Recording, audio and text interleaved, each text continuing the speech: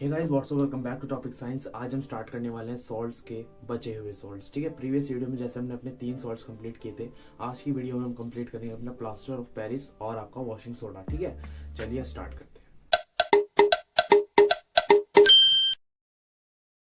तो जैसा कि हमने अपनी प्रीवियस वीडियो में कॉस्टिक सोडा, बेकिंग सोडा और बेकिंग पाउडर पढ़े थे, आज की वीडियो में पढ़ेंगे प्लास्टर ऑफ पेरिस और वॉशिंग सोडा।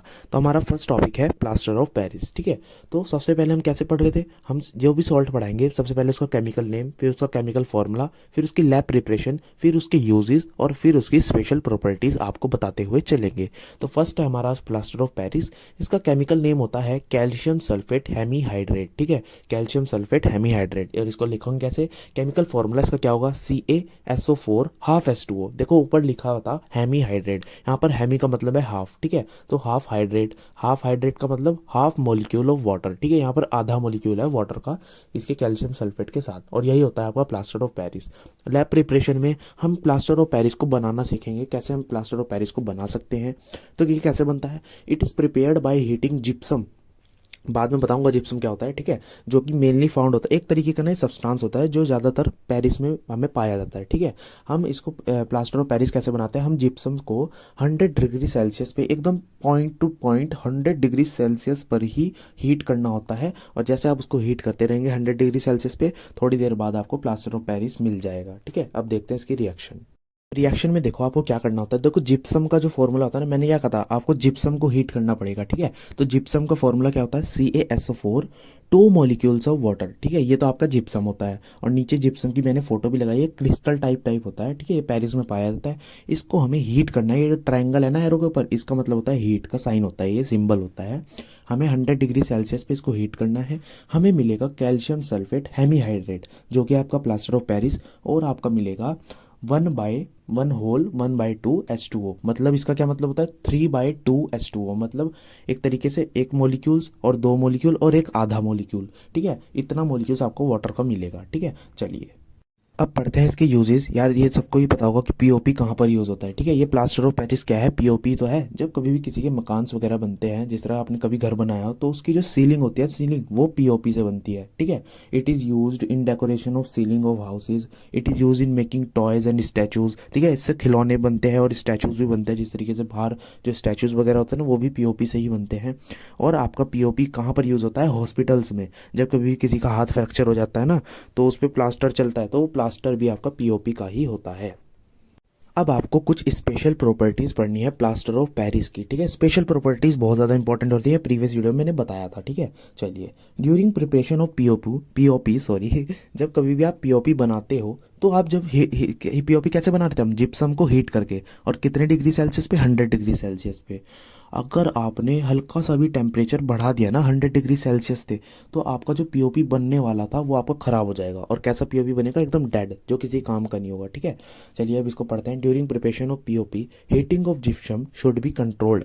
जो हीटिंग हो रही है ना जिप्सम की, उसको कंट्रोल करके चलना है। Because if temperature goes above 100 degree Celsius, अगर आपका टेम्परेचर 100 डिग्री सेल्सियस से थोड़ा भी ज़्यादा होता है, then dead plaster is form, तब आपका मरा हुआ प्लास्टर बनेगा, प्लास्टर ऑफ पेरिस बनेगा, which does not set like POP. वो पीओपी की तरह सेट ही नहीं होगा। ठीक है, अब सेट ही नहीं होगा तो कि वो काम का किसका। ठीक है, और ये नीचे रिएक्शंस है, रिएक्शन जरूर याद करते चलना सब चीज़ की। ठीक है, आपने क्या करा, इधर मैंने जिप्सम ला लिख दिया। ठीक है, इधर मैंने क्या करा, उसको अबव 100 डिग्री सेल्सियस, देखो एरो के ऊपर लिखा है, मैंने उसे अबव 100 डिग्री सेल्सियस के ऊपर मैंने उसको हीट किया, तो हमें कैसा मिला, डेड प्लास्टर मिला, कैल्शियम सल्फेट मिला, और दो मोलिक्यूल्स ऑफ वाटर थे ना, वो एकदम अलग हो गए। और आपका पीओपी क्या था, कैल्शियम सल्फेट हेमीहाइड्रेट, मतलब half molecule of water calcium sulphate के साथ ही जुड़ा होना चाहिए था। चलिए अब सेकंड प्रॉपर्टी आपकी आती है, स्पेशल प्रॉपर्टी, कि जो आपका पीओपी होता है ना, उसे मॉइस्चर से आपको दूर रखना होता है। बिकॉज वो जैसे ही मॉइस्चर उसके पास आता है, मॉइस्चर में यार वाटर के मॉलिक्यूल्स होते हैं। ठीक है, तो जैसे ही कांटेक्ट में आएंगे ना पीओपी के, तो पीओपी ना अपने आप एकदम सेट हो जाएगा उसी जगह, मतलब कड़ा सा हो जाएगा, और वो किसी यूज़ का नहीं रहेगा। ठीक है, अब इसको पढ़ते हैं जरा। POP should be kept away from moisture, POP को हमें मॉइस्चर से दूर रखना चाहिए। Because in presence of moisture की प्रेजेंस में it will set like into hard mass gypsum. Hard mass gypsum का मतलब वही, पीओपी एकदम कड़ा कड़ा सा पत्थर जैसा हो जाएगा, और वो किसी यूज़ का ही नहीं होगा। ठीक है, हमें तो पीओपी के स्टैचू वगैरह बनाने होते हैं, तो हम उसको अपनी तरीके से करेंगे, तो ये वहाँ पर ख़राब हो जाता है। ठीक है, which is of no use, वो किसी यूज़ का नहीं रहता। ये इसकी रिएक्शन है नीचे, कैल्शियम सल्फेट हेमीहाइड्रेट है, ठीक है, ये पीओपी है, और इसको हमने मॉइस्चर में रख दिया, मतलब इसमें वाटर मॉलिक्यूल्स, मतलब मॉइस्चर में आपको वाटर मॉलिक्यूल्स होते हैं ना, तो जैसे ही इसके साथ रिएक्ट करा आपका कैल्शियम सल्फेट हेमीहाइड्रेट, तो आपका क्या बना, जिप्सम, हार्ड जिप्सम बन गया। तो देखो अब मैं सारी रिएक्शंस एक जगह लिख के आपको समझाता चलूंगा, एक क्विक रिवीजन भी हो जाएगा, ठीक है। तो ये क्या था आपका जिप्सम, ठीक है, ये आपका जिप्सम था। जिप्सम को हमने 100 डिग्री सेल्सियस पे हीट किया था, ये आपका हीट का साइन है। तो आपको क्या बना था, कैल्शियम सल्फेट हेमीहाइड्रेट, यहाँ पर हाफ का मतलब होता है हेमी, ठीक है, एक हाफ मॉलिक्यूल्स वाटर के साथ, वाटर का हाफ मॉलिक्यूल कैल्शियम सल्फेट के साथ जुड़ा हुआ, और इसको हम क्या कहते थे, पीओपी, ठीक है, ये आपका पीओपी था। और ये क्या है भाई, ये समझ नहीं आया तो मैं बता देता हूँ, छोटी क्लासेस में हम ये ऐसे ऐसे कोई भी डिजिट देते थे तो हम क्या करते थे, 2 1 2, यहाँ पर मल्टीप्लाई, यहाँ प्लस, 2 1 2, ठीक है, और 2 + 1 3/2, ठीक है। तो ये आपका 3/2 मॉलिक्यूल आपका प्रेजेंट है यहाँ पर, ठीक है। चलिए अब मैंने क्या कहा था, सेकंड आपका केस आया था कि जैसे ही आपने इसको 100 डिग्री सेल्सियस से अबव पे हीट कर दिया, मतलब यहाँ पर जो आपकी हीट थी वो अबव 100 डिग्री सेल्सियस हो गई गलती से, ठीक है। तो आपका कैसा वो बनेगा, आपका पीओपी जो था, ये बन रहा था ना, ये आपका खराब हो जाएगा, ठीक है, और ये आपका बनेगा डेड पीओपी, ठीक है, डेड पीओपी। और ये कैसा होगा, ये आपका जो हाफ मॉलिक्यूल था ना वो इसके साथ नहीं होगा, ये आपका बनेगा कैल्शियम सल्फेट प्लस 2H2O, ठीक है, ये आपका मॉलिक्यूल्स अलग हो जाएंगे, वाटर के मॉलिक्यूल। और ये कैसा प्लास्टर है, डेड प्लास्टर, ठीक है, बिकॉज इसके अंदर वाटर के मॉलिक्यूल्स नहीं है। अब मैं बात करता हूँ कि पीओपी को हमें मॉइस्चर से दूर रखना चाहिए, क्यों दूर रखना चाहिए, बिकॉज जो आपको पीओपी बना था ना, CaSO4 डॉट हाफ H2O, ये जो बना था, अब जैसे आप इसको मॉइस्चर में रखोगे तो मॉइस्चर में इतना, वही मॉइस्चर में वाटर के मॉलिक्यूल्स होते हैं, ठीक है, वो इससे रिएक्ट करेंगे और आपका जिप वो ही बना देंगे, ठीक है, डेड प्लास्टर ही बना देंगे, 2H2O, ठीक है, ये आपका जिप्सम बना देंगे, which is of no use. अब ये जो आपका जिप्सम बना ये तो हार्ड हो गया, जैसे हम इसके साथ वाटर के मॉलिक्यूल जुड़े, यार ये प्लास्टर था इसके साथ वाटर के मॉलिक्यूल जुड़ गया, मतलब गीला सा पेस्ट बन गया, और जैसे ही वो पेस्ट बना वो किसी यूज़ का ही नहीं रहा, क्योंकि वो थोड़ी देर बाद सख्त हो जाएगा, ठीक है, ये हो जाएगा, ये किसी यूज़ का नहीं रहा। तो ये था आपका पीओपी का पूरा फंडा, सारी रिएक्शंस आपको याद करनी है। चलिए सेकंड सॉल्ट आता है जिसका नाम है वॉशिंग सोडा, ठीक है, अब हम पढ़ना है वॉशिंग सोडा, ये आपका लास्ट सॉल्ट है, ठीक है। इसका केमिकल नेम होता है सोडियम कार्बोनेट डेकाहाइड्रेट, यहाँ पर डेका का मतलब है 10 मॉलिक्यूल्स जुड़े रहते हैं वाटर के, ठीक है। सोडियम का मतलब Na, ठीक है, कार्बोनेट का मतलब CO3। अब ये वैलेंसीज का चक्कर है, अगर आपको केमिकल फॉर्मूला मेकिंग आना आता होगा, केमिकल फॉर्मूला बनाना, तो आप बना लोगे, वैसे आप लर्न कर लो केमिकल फॉर्मूले को, Na2CO3 डॉट 10H2O, यहाँ पर 10H2 इसलिए लेंगे बिकॉज ये डेकाहाइड्रेट है। इसकी लैब प्रिपरेशन कैसे होती है, मतलब हम इसको बना कैसे सकते हैं वॉशिंग सोडा को, अब हमें ये पढ़ना है। हीट सोडियम हाइड्रोजन कार्बोनेट, आपको सोडियम हाइड्रोजन कार्बोनेट को हीट करना है।